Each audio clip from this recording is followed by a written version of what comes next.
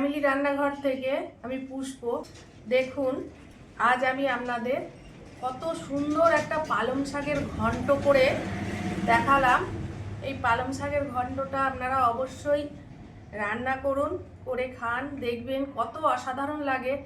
আপনারা অবশ্যই আমার রেসিপিগুলো দেখুন, শেয়ার করুন, সাবস্ক্রাইব করুন, অবশ্যই কমেন্ট করতে ভুলবেন না। চলুন আমি এই পালং শাকের ঘন্টটা কিভাবে রান্না করছি আপনারা অবশ্যই দেখতে থাকুন। তা চলুন আমরা আমার রেসিপিটা আপনারা আমার দেখতে থাকুন, আমি কিভাবে এই পালং শাকের ঘন্ট রান্না করছি। আমি পালং শাকের ঘন্টর জন্য কি কি উপকরণ লাগছে সেইগুলো বলছি। বেগুন আছে, পালং শাক আছে, মূলো আছে, বড়ি আছে, লাগবে শিম। এই সবগুলো দিয়েই আমি চলুন পালং শাকের ঘন্ট বানাবো, আপনারা দেখতে থাকুন। এগুলো সব এবার কেটে নেব। পালং শাকের ঘন্ট করার জন্য পালং শাকগুলো দেখুন ঝুড়ি ঝুড়ি করে এইভাবে ঠিক পালং শাক কাটতে হয়। এই যে ঝুড়ি ঝুড়ি করে পালং শাক কেটেছি, কিন্তু পালং শাক কাটার খুবই কষ্ট।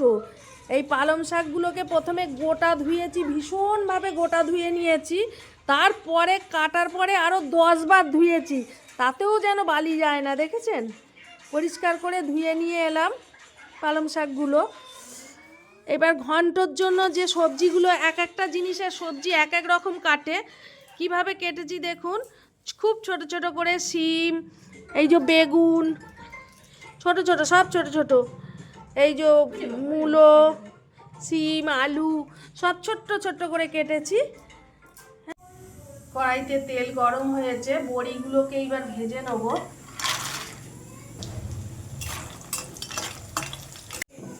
বড়িগুলো ভাজা হয়ে গেছে, সমস্ত সবজি ভেজে নেবো এবার।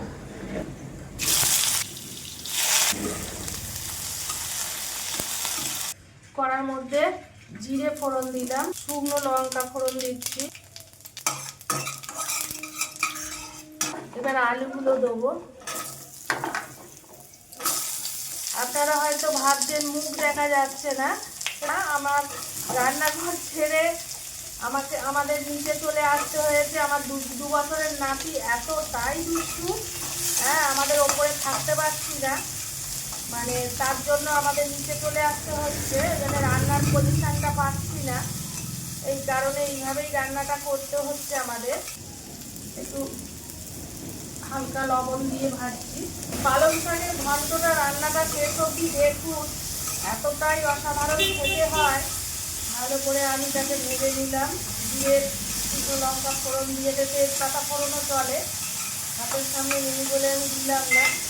এইবারে আমি এর মধ্যে আগে আদাটা দিয়ে দেবো, আদাটা দিয়ে দিলাম, আদাটা ভেজে নেওয়ার জন্য। পালং শাক খুব সুন্দর করে রান্না করতে হয়, তাহলে গন্ধ ছাড়ে। আর সব থেকে বলবো, পালং শাক খুব ভালো করে ধুতে হয়। প্রথমে গোটা পালং শাক ভালো করে ধুয়ে দিতে হয়, গোটা গাছগুলোকে 2বার 4বার ধুয়ে নিয়ে ঝুড়ি ঝুড়ি ঝুড়ি করে কাটতে হয়। কেটে তাকে আমি 10 বার ধুয়েছি শাকটাকে, যতক্ষণ না সাদা জল বেরোচ্ছে ধুয়ে দিয়ে ততক্ষণ ধুতে হয় শাকটা। সমস্ত ভাজা উপকরণগুলো দিয়ে দিলাম এখানে। আপনারা যদি মনে করেন ভাজবো না, তাহলে আপনারা শিম, মূলো, আলু এগুলোকে একটু সিদ্ধ করে নিতে পারেন। সবজি কাটার ওপরেও রান্না নির্ভর করে, এক একটা তরকারি সবজি এক এক ধরনের কাটতে হয়। এগুলো ভালো করে নাড়াচাড়া হয়ে গেছে। এইবার আমি এতে পরিমাণ মতো হলুদ দেবো, জিরে গুঁড়ো দেবো, ধনে দিলাম গুঁড়ো। এবার শাকটা মিশিয়ে দেবো। শাক দিলে আস্তে আস্তে কমে যায়, নাড়তে নাড়তে দিতে হবে।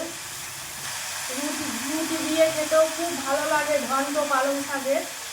আপনারা বাটা লঙ্কা দিতে পারেন, ঝাল দিলে সেই লঙ্কা, আমাদের বাচ্চাকে খাওয়াই বলে আমরা লঙ্কাটা ইউজটা করি কম।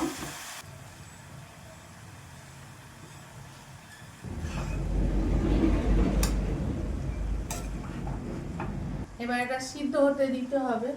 আমি কিন্তু এতে কোনো জলই ব্যবহার করছি না। পালং শাকের তাতেই কিন্তু এটা সিদ্ধ হয়ে যাবে। এটা আমি এবার ঢাকা দিয়ে সেদ্ধ হতে দেবো। এই যে ঢাকাটা খুললাম, দেখেছেন জল দিলাম না, তাই সিদ্ধ হয়ে গেছে। কটা গোটা বড়িও দিয়ে দিলাম এর মধ্যে। শুনতে পাচ্ছেন নাতির অত্যাচার, ওপর থেকে এটা ফেলছে ওটা ফেলছে, সারাক্ষণই ওপর থেকে নিচে ঝাঁপ মারে, সিঁড়ি দিয়ে ঝাঁপ মারে। সেই জন্য আমরা নিচে চলে আসতে বাধ্য হয়েছি নাতির জন্য। আর সামান্য একটু সিদ্ধ হবে। মিক্সিতেই আমি ভাজা বড়িগুলোকে দেখুন একটু গুঁড়িয়ে নিয়েছি। ঢাকাটা খুললাম, পরিমাণ মতো চিনি দিয়ে দেবো। যে যেরকম মিষ্টি খান, ঘন্টয় চিনি লাগে একটু, যে যেরকম মিষ্টি খান সেরকম খাবেন। ঘন্টটা করে খেয়ে দেখবেন কি অসাধারণ হয়, না খেলে বিশ্বাস করবেন না যে পালং শাকের এত সুন্দর একটা রেসিপি। এইবার আমি ঘি দেবো আন্দাজ মতো, ঘি দিলে রুটি পরোটা ভাত সব কিছুতেই ভালো লাগে। গরম মশলা, ছোট এলাচ, লবঙ্গ আর দারচিনি শিলে পিষে নেওয়া হয়েছে। হালকা একটু ভাজা বড়ি অর্ধেকটা আমি এতে এইভাবে ছড়িয়ে দিচ্ছি। একদম পিওর ডালের বড়ি তো খুব স্বাদ হবে। হয়ে গেছে আমার পালং শাকের ঘন্ট রান্না।